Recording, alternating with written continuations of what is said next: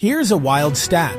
Dobermans rank among the top 5 most intelligent dog breeds, right up there with Border Collies and Poodles.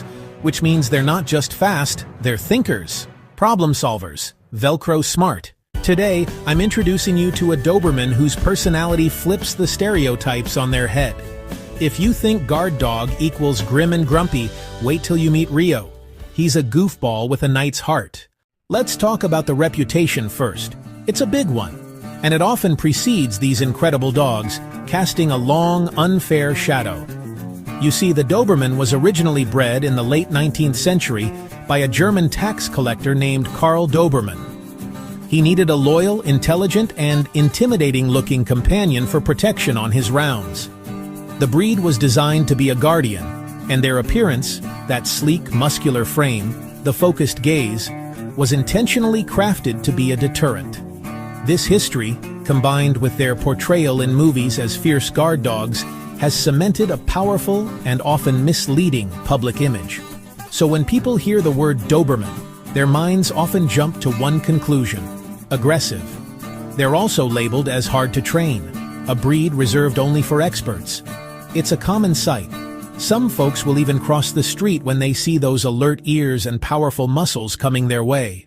It's a reaction born from myth, not malice. But here's the truth, the reality that every loving Doberman owner knows. These dogs are deeply sensitive and crave connection. They are not unfeeling protectors. They are devoted family members waiting for a leader to trust. They're working dogs, ranked among the most intelligent breeds, built to learn and problem solve. This intelligence is a double-edged sword. Without guidance, they can become bored and anxious, but with it, they thrive. And when they're trained with love, patience, and positive reinforcement, they give that affection back tenfold. True aggression in any breed, including Dobermans, almost always stems from fear, a lack of proper socialization during their critical puppy months, or a simple misunderstanding of their needs. It's not an inherent trait of the breed itself. And difficult to train? Let's reframe that. They are incredibly eager to have a job. Their sharp minds need a task, a purpose. Give a Doberman clarity in your commands, consistency in your rules, and a shower of praise for a job well done, and you'll see them light up like a kid on their birthday, eager to please and ready for the next challenge. Now Rio, he's a perfect example of what this breed is all about, once you look past the outdated stereotypes. Dobermans were originally bred in Germany by a tax collector named Louis Doberman, who wanted a loyal, intelligent, and protective companion for his rounds. They were designed to be close partners, not mindless aggressors, and Rio embodies that partnership spirit completely. The first time I met him, he tried to carry 3 toys at once to impress me, a goofy, ambitious welcome. He failed gloriously, of course, the toys tumbling from his mouth in a comical heap. And after a moment of consideration, he settled for one squeaky taco, which he presented with a proud little trot. It was a reminder that beneath their noble exterior is often a playful, sensitive soul. He's playful in that I'll nudge your hand till you laugh, but his intelligence runs much deeper. He reads the room with incredible accuracy. Grandma on the couch gets gentle head presses, a silent offering of comfort. But when the kids are full of energy, he matches their vibe with a game of zoomies chase around the yard. He's not just reacting, he's adapting. He constantly checks in with eye contact, a silent conversation where he's asking, "We good? Is this okay?" This is the foundation of our relationship. Training Rio was a joy because it was never about forcing compliance. It was about communication. We swapped the word no for yes. Do this instead. It's a simple but powerful shift. Instead of punishing a jump, we'd mark and reward a calm sit. So sit, down, and heel. Those were easy.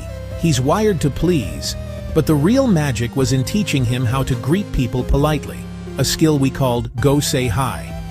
On cue, he'd approach a person slowly, offer a tiny, respectful bow by lowering his head, and then he'd just wait.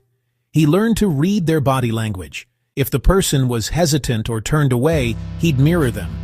He'd turn away too, disengaging without any fuss. It was consent, taught to a dog. A way for him to navigate the world without making anyone uncomfortable. And his loyalty? It's not the fierce, aggressive guarding you see in movies. It's a quiet, constant presence.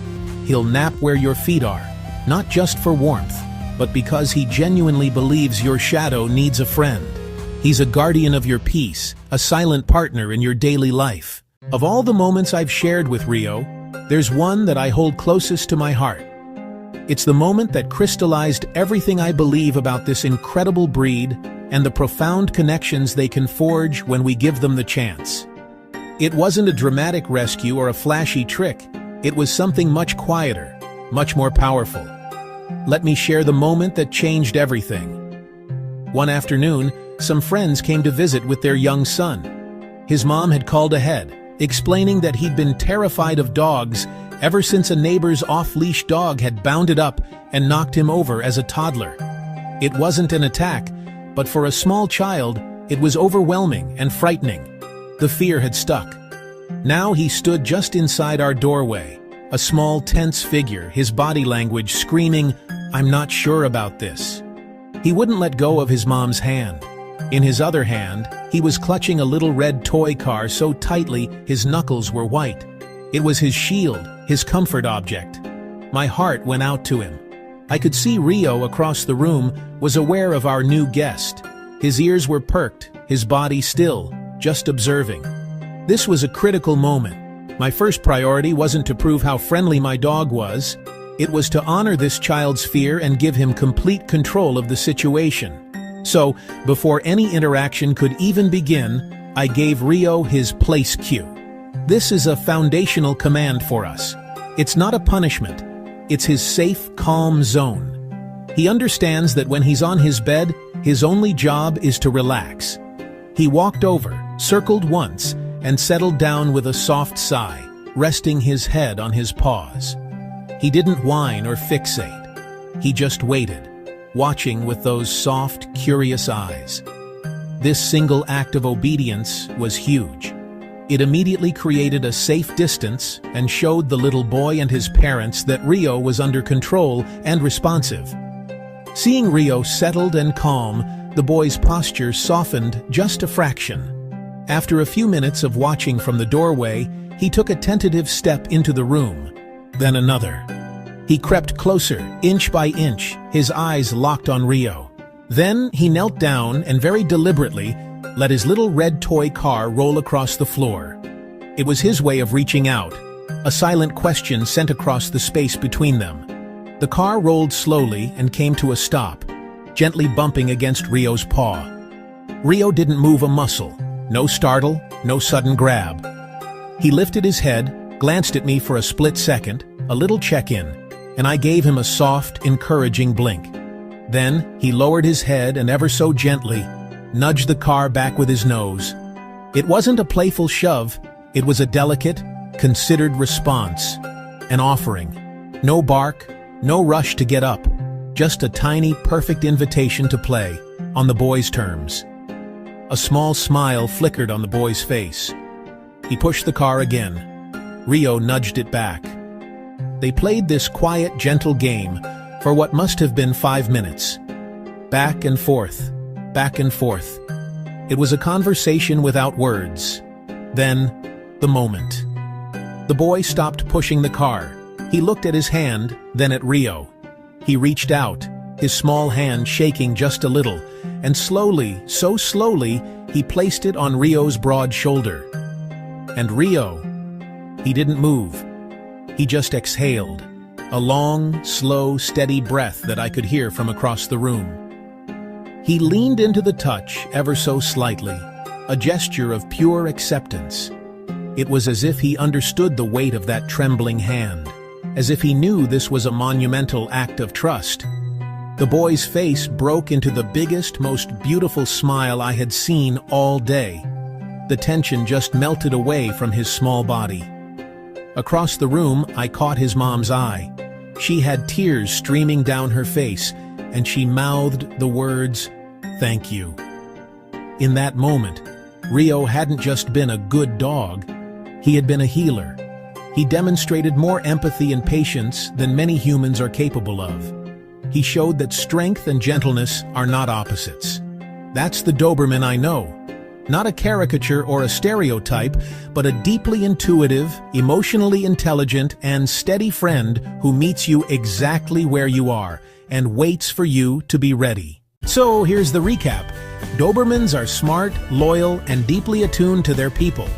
With positive training, structure, and affection, they're playful guardians of your joy, not your fears. I want to hear your stories. Drop a comment with your Doberman wins, myths you've busted, or questions you want me to tackle next. If this warmed your heart, hit subscribe, like, and share this with someone who needs a new perspective on the breed. Join us for more uplifting pet content. New videos every week that make tails wag and myths melt. Tap subscribe, like, share, and comment. Then share again with a friend who's on the fence. See you next time.